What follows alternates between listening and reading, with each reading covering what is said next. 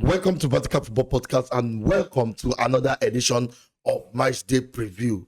With me, I have Shego. Shego, how are you doing? Great to be here. Today we'll be discussing Manchester United versus Brighton and everything around Manchester United. I'm going to make this thing in three segments.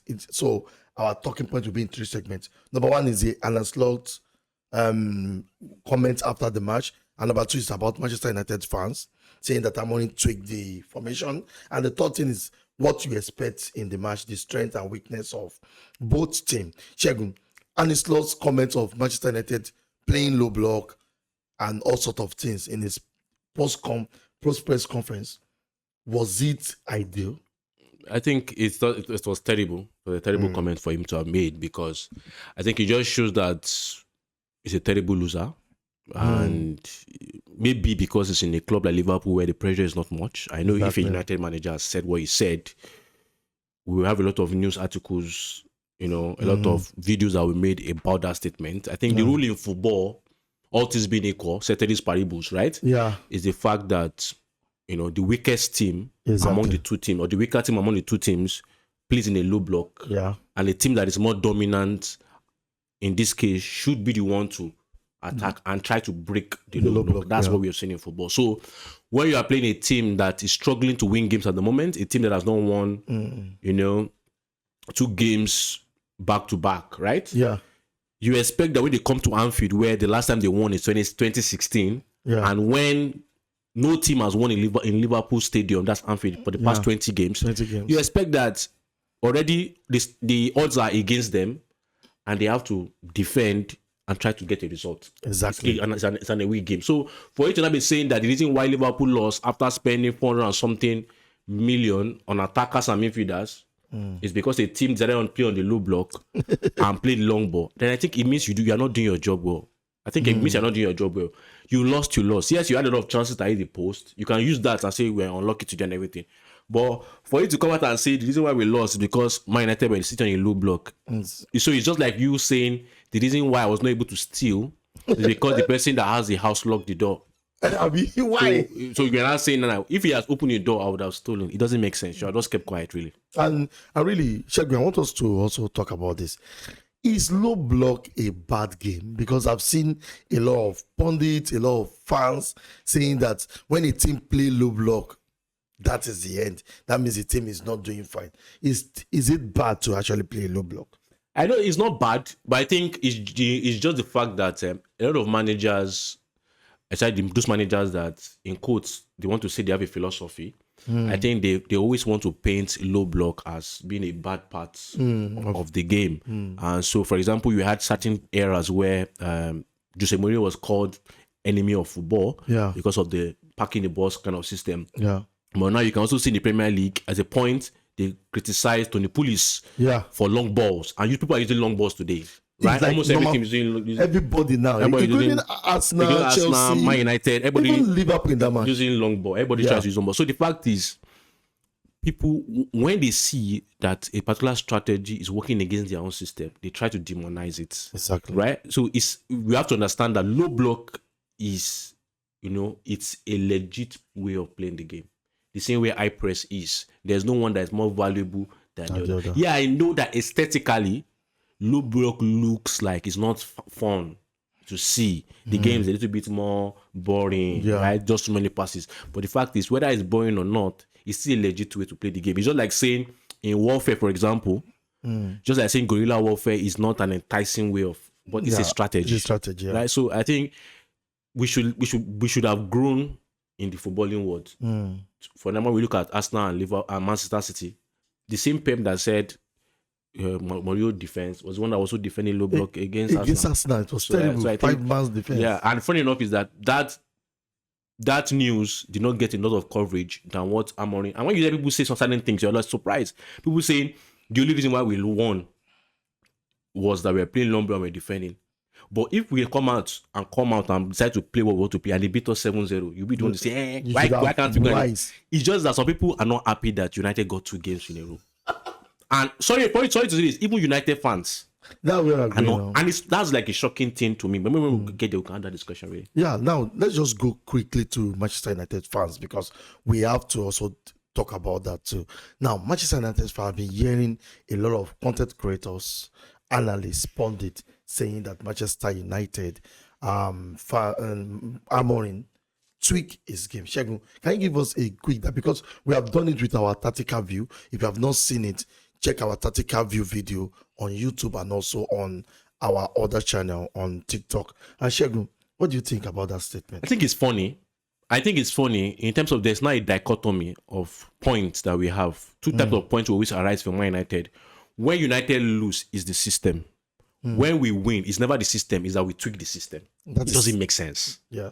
Against Sunderland, where we played so well against Sunderland and we won 2-0, right? Yeah. The message, the news was that we tweaked and we're using 4-4-2 off the ball. The fact is we are using 4-4-2 off the ball. And like we said, I think we said it. Are you really watching United? Is the question. Are you really watching us? Now, when we came to this Liverpool game, they said the reason why we won Liverpool was that we were playing long balls. Long block and low block. Low block, and I was the low block. And they said we were playing long balls. The fact is United did not play. The goal was not the long balls. The goal was the second ball. It was not the long ball. The goal was the second balls, right? In this game. Now, let's even assume it was long ball. And people say the reason why he won Liverpool was because he has adapted or tweaked to start playing low ball. The fact is, against Burnley, we did the same. Let me remind you, the goal that the equalizer, the goal that took us ahead that Mbeumo scored was a long ball by Atabayindel to Zegzi. Zegzi flip it up to Diogo Dalot, and Diogo Dalot now passed to Mbeumo, and Mbeumo now scored. That was against Burnley. The goalkeeper then was in Lamens. The goalkeeper was Atabayindel. Against Chelsea, the strategy was a long ball from the same Atabayindel to Sesko to Mbeumo, and there was a penalty. Exactly. Right? Now, when you look at Sunderland here, you had certain moments, even though there was no one that came from the long ball situation, but they had long balls in Sunderland. The fact is, it is a legit part of the game, and it's also a legit. Beginning of the season, we said it now. That's why I'm so surprised. We said that the reason why they were getting Benjamin Sesko and not Rasmus Højlund was because they want a big striker that can hold up and link up. That's the idea. So it's not that a tweak. It was always the plan. Why did we won against Rasmus Højlund? One of the things that we didn't like about Rasmus Højlund was the fact that when you asked him to hold up play, he couldn't hold up. Even last season, there were a lot of long balls to Rasmus Højlund. He possess quickly. Exactly. So why are we now? Can't we just accept in this fan base that we won because our manager had a very good setup and a very good plan for that game? And don't be surprised, it's not every game that the strategy will be long ball to the striker. Exactly. It depends on the weaknesses of the opponent. Against Sunderland, it was that Sesko could bully the defender of Sunderland. That was the agenda. Okay, let's play long ball. Against Liverpool, the idea was Sesko cannot bully Konate and Van Dijk. So let us, although play long ball, we have people that are fast, that can operate in the spaces. That's Kouma, Mbeumo, and Mount, and even Bruno Fernandes. Let them fight for the second balls. It's strategy. It's funny for me. It's funny, and we keep regurgitating. Well, maybe when something happened against Brighton that we win, the next strategy will be the reason why we won was because Ahmad was playing more like a winger and not a wing back. Like, can't you get a rest? It's funny, really. So, there's something I want to also add to this, because when you look at Mbeumo was not. Normally, if you are doing no play, you'll be facing your team while the ball is coming. But basically, Mbeumo was almost behind this guy. What's his name? There was Konate and Van Dijk. It was like Mbeumo did not want to win the ball. Automatically, they were targeting the second ball. Exactly. And that was what led to the second goal. Because when you look at the second goal, Shegun, the second goal was they crossed the ball out and there was a rebound. Bruno did not stop the ball and reload. And that was magical from Bruno. He played it once. Immediately. It's to tell you that there was an instruction from the coach that this team are good with the first ball. But of the air, but second ball they are slow. And so that's why I felt that the news round after the Liverpool game should be: why is Liverpool, after spending so amount of money, why is it that the Manchester United side can gain from Liverpool on the second balls? Second balls, that should have been the news. But do not be telling me which team in the Premier League does not play it long to their striker. Why do you think teams in the Premier League use a physical striker? Go look at the profiles of almost all the strikers in the Premier League. Mateta, Even this old man from Newcastle, what do you call it? Wolf, whatever. What's the Wolf? So even Newcastle new guy, Haaland. Why do you think it's possible? The fact is that because there are two options in build-up tactically. This is tactical education. The first build-up is the slow and steady build-up, which is playing from the back, right? The second way of building up is the fast and directional way of building up in terms of load it to your striker. And then so that you told me telling me a team won just because we were playing close to the striker. It's a lie, because United also lost games woefully when we were playing close to our striker. So it's not like that. The fact is they had a very good tactics and they won the game. And the players also were clinical. Because it's not just about playing it long. You had a genius of Bruno Fernandes that did not. Another player would have want to calm the ball down, trying to dribble, but no, immediately the ball was coming. It took them 1 hour to play it quickly. Exactly. So we have all these things. So to just come out and say the reason why we won was because we were playing low ball. I remind you, there are games we play long ball to the striker that we also lost. Exactly. Explain that. And the problem is that this tweaking of a team, Shegun, why is it that Manchester United fans don't watch the game? Because I am doing Arsenal content now, and I sit down and I watch the game of Arsenal, and I'm like, no, there are some things that people don't see from outside. But these guys are Manchester United fans. A lot of content creators most of them are Manchester United fans. Do you think they're actually watching the game? Because when you look at throughout last season, in the Champions League, in the Europa League, and even in the Premier League, you notice that we do more of that long ball, that Oiland give us problem. And sometimes we eat on transition too, whereby you see someone like Garnacho going and losing so many goals. What's the problem of this Amorim system? Is it that people don't understand it, or they don't understand football as a whole? I think first and foremost, I have a popular phrase, and I'm not saying this to any particular person, but I have a popular phrase that says, bias dulls even the brightest of minds. The moment you are biased, you will not see things clearly. That's true. The moment you don't want a minder to succeed, you will not even wait to calm down and see what he's doing. A lot of people criticized Ahmad playing wing back for this club. Now they're celebrating him. And now we are celebrating it. The fact is, they do even try to understand what the manager was trying to do. Exactly. And I feel a lot of people do not understand the system. That's why you keep clamoring, things like clamoring that Bruno, we will say Bruno should play number 10. But the question is, I've said many times, that system doesn't have a number 10. Exactly. People say, what they at one point were like, when we say Mason Mount should play, people say, why should Mason Mount play? Against Liverpool, against Sunderland, against Liverpool, people are saying that, why should you understand? The fact is, people said, why this set could not start against Liverpool. Now we won against, like, oh, that's nice, I like what Kunwa did. The fact is, maybe we should just calm down and understand what the manager is trying to do. I'm not saying the manager is perfect in everything. Yeah, he has his flaws. But he's trying to understand the system before you start saying, because if you don't understand the system and you keep saying things, you will keep having to, to contradict yourself. Yeah. I think that's what's going on. I think that's what's going on really. When you say, for example, you say what they call it, wing back situation, you say Bruno situation, you keep contradicting yourself. It's a problem. It's a great problem. Really and finally, on this talking point, let's have a United fan also.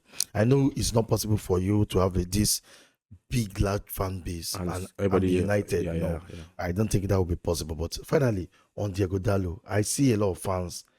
He was one of the best players in that match that day. But I see a lot of fans coming out to say, I don't want Diego Dallo and this and that. Why is it that this bias has been so much? Yes, we know Dallo can be bad in some games, but in that match, something was up. Yeah, I think we have gotten so used to. I like what you said earlier in terms of we're not telling that people should see the game the way we see the game. Okay, that's a long thing to ask. It's not going to be possible for you guys people to see the game the way we see the game. But the fact is, we know Diego Dallo is not a good player. Yeah. He's not that. He's not a good player. It's average, really. It's average. Sometimes it can even be below average. Below average, yeah. But the best way to analyze a player is not based on what he has done before. Yeah. It's based on the current game. Yeah. Because we've also seen players that did not start well for United. But a point came, likes of Evra, likes of Vidic, and they became good. Even West Brown. Yeah. Alan Smith. And so I'm not saying that Dallo will become good for United. But I'm saying judge Dallo based on his last game. Exactly. Against Liverpool, it was very, very good. But when people say Dallo wasn't good against Liverpool, okay, why? Why wasn't he good against Liverpool? You now come and say, he has not been good before. No, why wasn't he good? The fact is, it's not like saying, they say Bruno was terrible. Bruno against Liverpool. I'm like, really? Yeah, I know Bruno lost some balls, like 3 balls consecutively. Exactly. But the fact is, everybody was tired. Everybody was tired. And also, he wasn't the only one that lost the ball. Yeah. If you look at the goal they scored, Bruno was never among people that lost the ball there. Exactly. But the fact is, it's bias. Once you have picked somebody as the enemy, your whole mind will be like that. Be on that person to make the person make mistakes. So this is very, very boring. And I think this happens also in life too, especially Africans when they pray, they picture somebody in their mind as the enemy. Yeah. So I think that orientation, any analyst or is a content creator person that already have bias, have a picture of what they want. Mm-hmm. And I think it's not bad to say we did not say it right.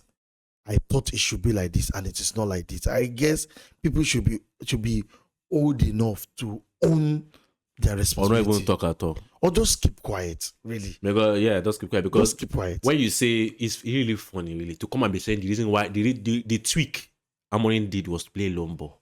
He doesn't, like, we are all wise people. He did it against Brentford in the preseason. We are all wise people and we're watching this game. You understand? We've seen how we lost. The same games we lost, where you complain about the system, we also play long balls to the striker. Yeah. Exactly. It's like, what are you saying, bro? In fact, is it because we're now noticing that we play long ball to the striker? Against Chelsea, it was red card. Against Chelsea, it was red card. Now, some people are saying we are lucky to win Liverpool. That let us watch what and United fans are saying we are lucky. That let us see what will happen in. I think the fact is, I'm not sure we're going to win against Brighton. And that's where we are going next now. But what I'm saying is that a lot of people want to be right. Yeah. So much that they're United fans that they want United to fail to prove that they are right. It doesn't work that way, bro. It doesn't work that way. All right.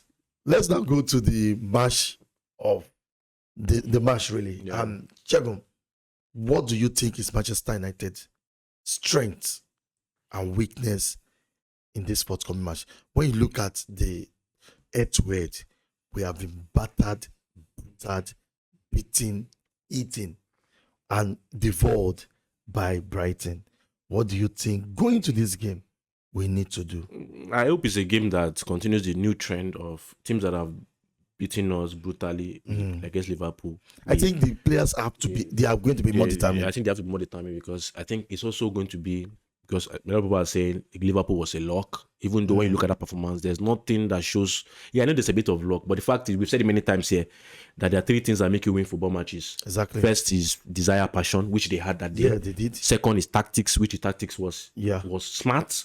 Wasn't the best tactics, but it was smart. It was a smart one. And then thirdly, you need a little bit of luck. Yeah. There are some games where United have been fantastic, but they didn't have luck. Against Aston was there. Yeah, so the fact is, everybody that wins game with some measure of luck, really. Mm-hmm. Some measure of luck. So, but I feel that this game against Brighton is a game where you have to make a statement that we are truly back. And I think I like the fact that it's Old Trafford because we had some good performances in Old Trafford. Exactly. So let's see how it goes, really. Let's see how it goes. Okay, Shegun, strengths going to this. Yeah, so strength. No, let's start with weakness first. Weakness. So the weaknesses are a lot. I think the weaknesses are a lot. A lot. And I think we just have to focus on what we should not give Brighton. And I think, first of all, don't give Brighton space behind the defensive line. Yeah. So whatever we're going to approach the game with, let's not approach in a high line. I'm not saying a low block now, but let's not approach in a high line. Let's be conservative the way we play against Sunderland, where we understood that Sunderland wanted to. Sunderland was a mid block, really. Was a mid block, yeah. So I think that's the perfect situation. So don't give them high press and don't do a low block. So definitely settle for a mid block. And when we are on the attack, make sure that our rest defense is very, very good, and the gap between the rest defense and the goalkeeper, the verticals, is also very, very decent. So that they don't have space to operate because they're very, very intense team, Brighton. Yeah. So they want to operate between catching us on the counter press and then attack us. So, and I feel that we also have to keep the ball very, very well because they press well. They are good at that. They press well, and we have to be ready to run more than them. Yes, run more than them, and also take our chances. Take our chances, really. Yeah, our strength, really, Shegun. So I think our strength is still going to be Old Trafford in this case. Still going to be Old Trafford. It's still going to be our fans. The fans always support at Old Trafford.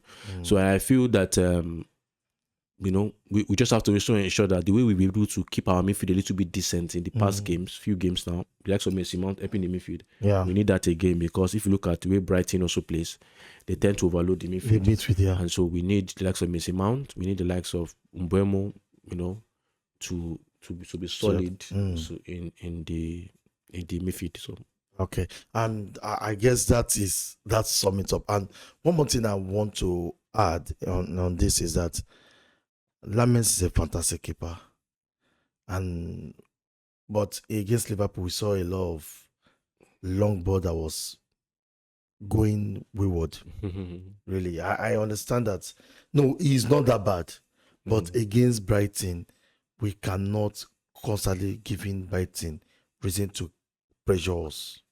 Now, there's one thing about Liverpool.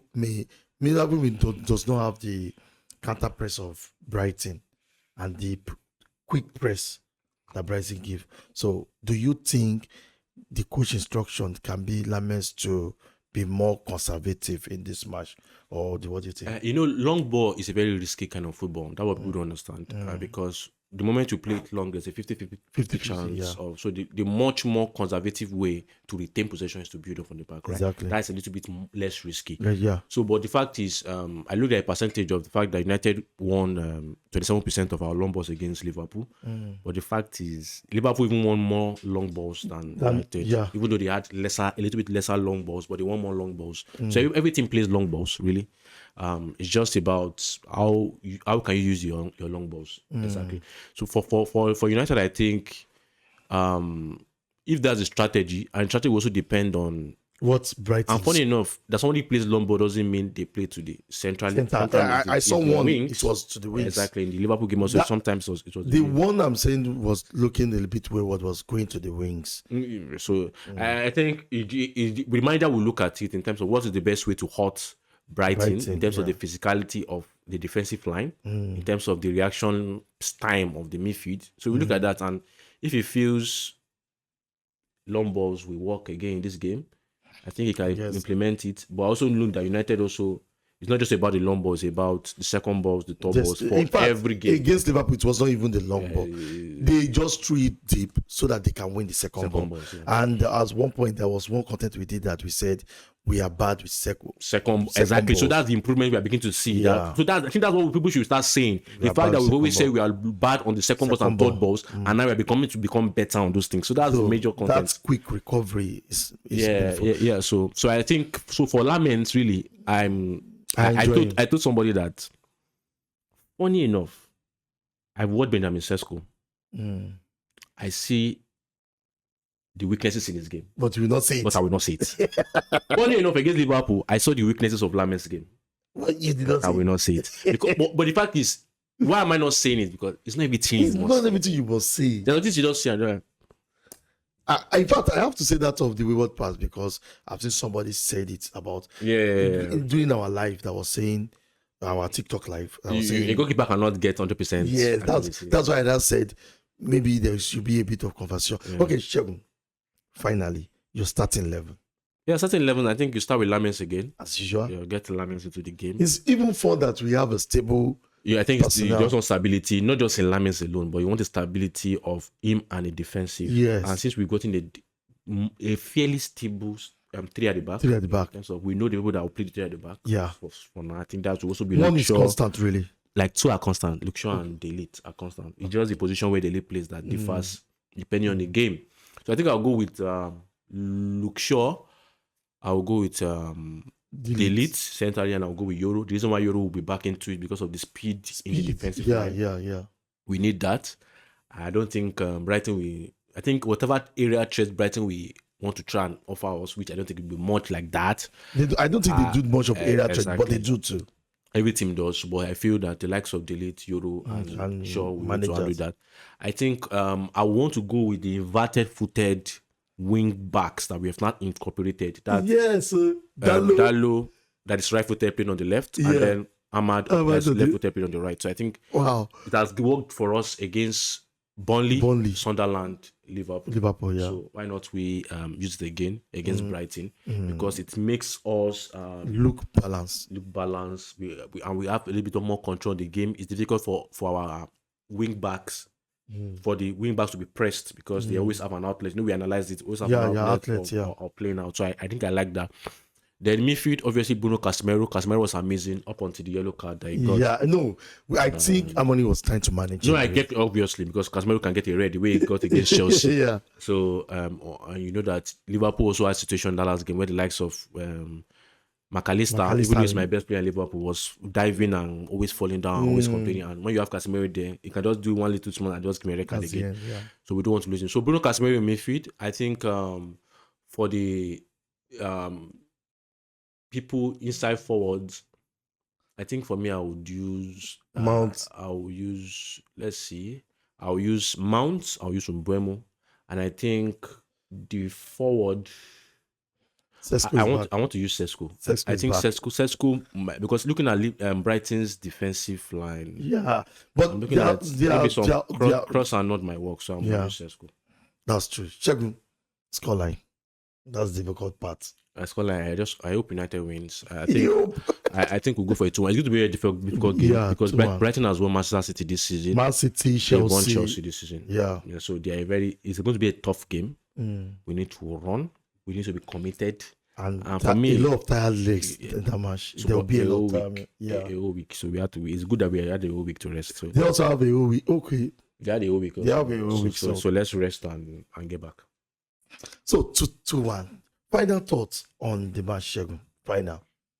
The match is, let's watch the match with open eyes. And with open heart. I think that's what we just need to do. I don't want a situation where we win again and somebody now comes and says the reason why we won is because we tweaked. And when you say, okay, what did we tweak? You're not mentioning something we have been doing before. Or we lose the match because the time is not working. Or maybe when we lose the game, which I hope we don't lose the game, people will come and say the 3-4-3. You know, we've not anything about 3-4-3 when we're winning. What we're hearing is that the reason why we won. Bro. But let's calm down. Calm down, man. Calm down. Oh God. Shago, it's fun talking about Manchester United. It's quite a long time talking about Manchester United with you. So guys, I know you have your own opinion. This is our own opinion, but if you have a better opinion or you think there are some things we did not say or there are some things we said that is right, just put it on the comment section. And you know, guys, every Friday we have our live. If you have anything to say about whatever we have, every content we have done, come to our TikTok live Friday, 8 p.m. This Friday, 8 p.m. And we'll be there to answer questions, discuss, relate, and even sometimes I do some oldies like we did. Exactly. So have this feeling of, I remember Zico, all these legends. Legends. So guys, till we meet again. Safe picks to Vertical Football Podcast. Bye-bye.